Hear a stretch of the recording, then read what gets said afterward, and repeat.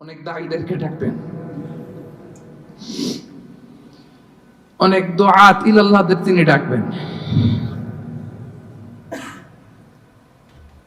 Because of Allah, we are ready. Because of Allah, we are ready. Because of Allah, we are ready. সেদিন অনেক দুআত ইলাল্লাহদেরকে ডেকে আল্লাহ বলবেন যে তুমিও জাহান্নামে যাবে। সে বলবে আল্লাহ কেন? আমি মানুষকে কোরআন শিখিয়েছি, আমি মানুষকে হাদিস শিখিয়েছি, আমার কথা শুনে অনেক নামাজ ধরেছে, আমার কথা শুনে অনেকের দাড়ি রেখেছে, আগে সুদ খেত, আমার কথা শুনে সুদ বন্ধ করেছে, আমার কথা শুনে তো আল্লাহ এরা নামাজি হয়ে গিয়েছে। দ্য এন্টায়ার সোসাইটি সুদ বন্ধ করেছে, নামাজ ধরেছে, তারা ফরজ যাকাত দিত, আল্লাহ আমি কেন জাহান্নামে যাব?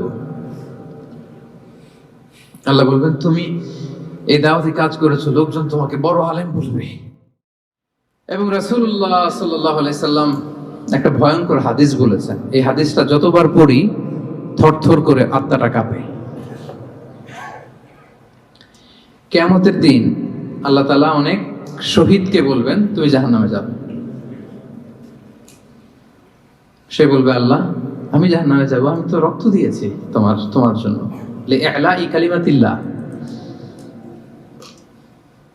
আমার দেহের তাজা রক্ত দিয়ে আমি শহীদ হয়েছি, জানাজা ছাড়া আমার দাফন হয়েছে, আমি তো জান্নাতে যাব। আল্লাহ বলবে না, তুমি শহীদ হয়েছ এই কারণে যে লোকজন তোমাকে বীর বলবে, বীর বাহাদুর।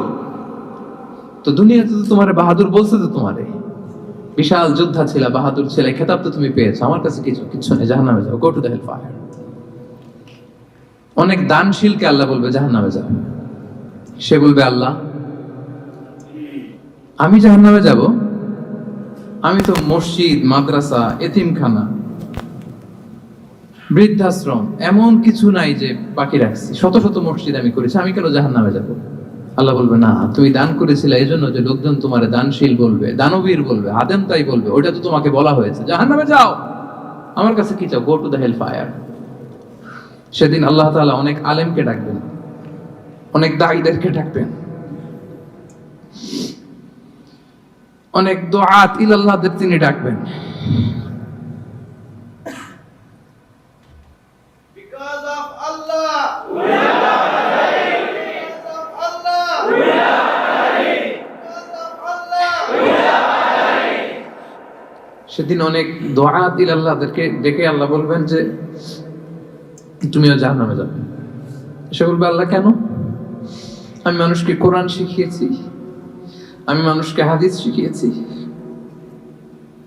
আমার কথা শুনে অনেক নামাজ ধরেছে, আমার কথা শুনে অনেকের দাড়ি রেখেছে, আগে সুদ খেত, আমার কথা শুনে সুদ বন্ধ করেছে, আমার কথা শুনে তো আল্লাহ এরা নামাজি হয়ে গিয়েছে। দ্য এন্টায়ার সোসাইটি সুদ বন্ধ করেছে, নামাজ ধরেছে, তারা ফরজ যাকাত দিত, আল্লাহ আমি কেন জাহান্নামে যাব?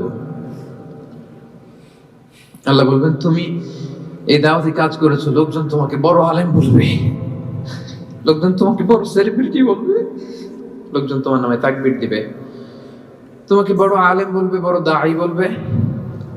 এটা তো বলা হতো তোমাকে দুনিয়াতে, আল্লামা বলে ডাকা হতো তোমাকে,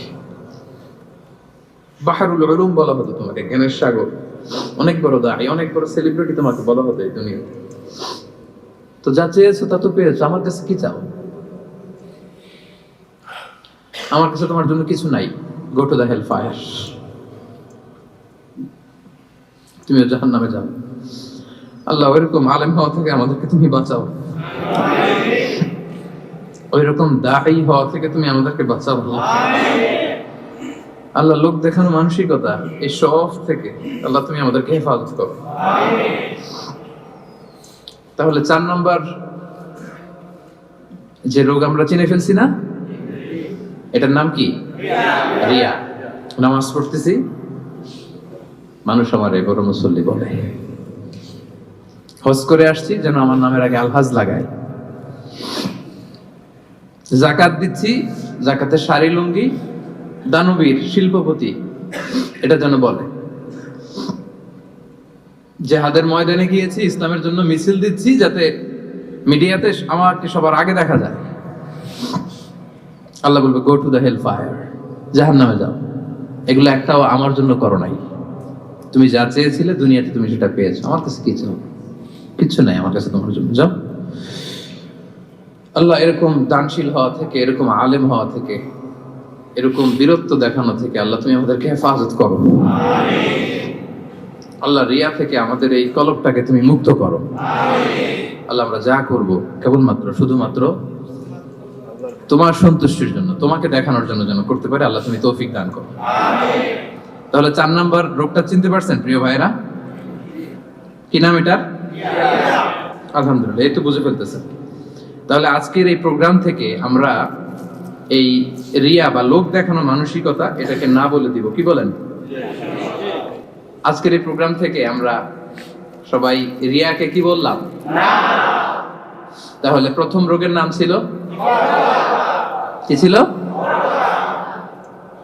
কপটতা। দ্বিতীয় রোগের নাম অহংকার। তৃতীয় রোগের নাম, চতুর্থ রোগের নাম বাংলায় বলেন লৌকিকতা, লোক দেখানো মানসিকতা। রাইট। সব শেষে হচ্ছে 5 নাম্বার রোগের নাম হচ্ছে সুউদ্দন, মন্দ ধারণা।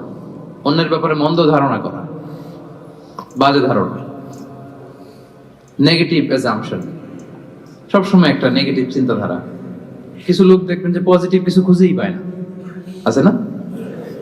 ভালো একটা জিনিস এর মধ্যেও ভেজাল খুঁজে বের করছে। জাজমেন্টাল, অন্যের ব্যাপারে মন্দ ধারণা করা, সব সময় অন্যকে কাঠগড়ায় দাঁড় করাতে সে পছন্দ করে। এরকম আছে না? ওনার এই সমস্যা, ওনার তো নামাজ হয় না, এর তো ঝামেলা আছে ফ্যামিলিতে, ওর তো এটা, ওর সমস্যা, তোর কি সমস্যা? ওর সমস্যা যে বুঝলি, তোর কি সমস্যা বল? এরকম আছে না? নিজের দোষের কোনো খবর নাই, শুধু অন্যের দোষ, শুধু অন্যের দোষ, শুধু নেগেটিভ। প্রিয় ভাইরা, এই নেগেটিভিটি থেকে বেরিয়ে আসতে হবে আমাদের।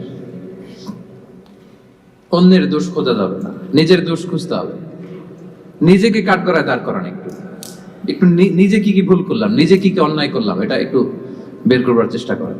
নিজেকে কাঠগড়ায় দাঁড় করান। আমরা এই ভুলটা করে ফেলি, আমরা নিজেকে কাঠগড়ায় দাঁড় না করিয়ে কি করি?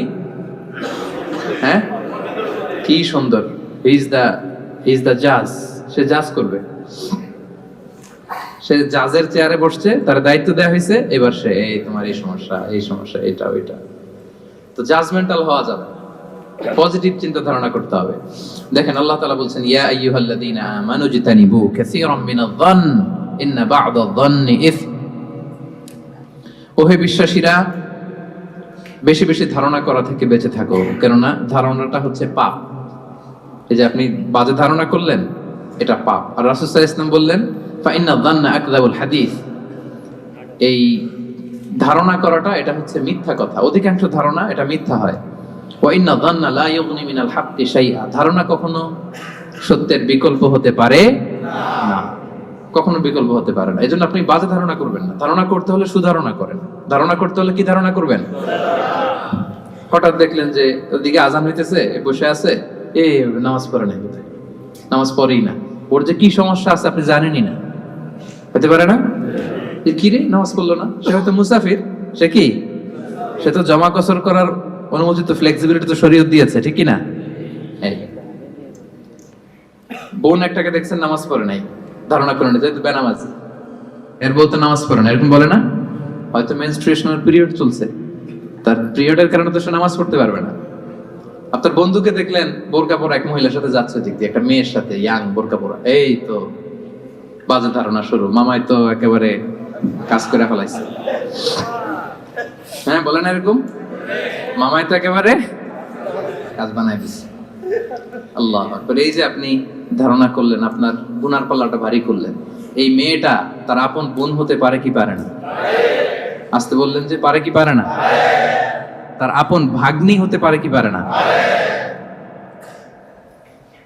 এই যে আপনি মন্দ ধারণা করছেন, মানে যাই দেখি আমরা খালি চোখে, এটা কিন্তু সব বাস্তবতা না।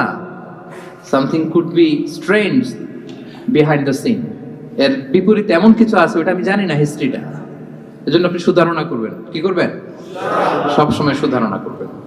এই মন্দ ধারণা, বাজে ধারণা, অনেকে এরকম কিছু দেখলেই, বিয়ে করার পরে একটা ঘড়ি হাতে দেখলেই কই এটা বোধহয় যৌতুক দিছে বোধহয়। পুলিশ অফিসার একটা গাড়ি কিনছে বা ফ্ল্যাট কিনছে, এই তো ঘুষের টাকা দিয়ে বানায় ফেলছে। পুলিশ অফিসার মানেই কি সবাই ঘুষ খায়? ঘুষ খায় একটা বড় সংখ্যক, কিন্তু এখনো অনেক সৎ পুলিশ অফিসার আমার দেশে আছে না নাই? আছে, এখনো আছে। তো আপনি মন্দ ধারণা করে গুনার পাল্লা ভারী করবেন না। তাহলে এই মন্দ ধারণাকেও আজকের প্রোগ্রাম থেকে আমরা কি বলে দিলাম?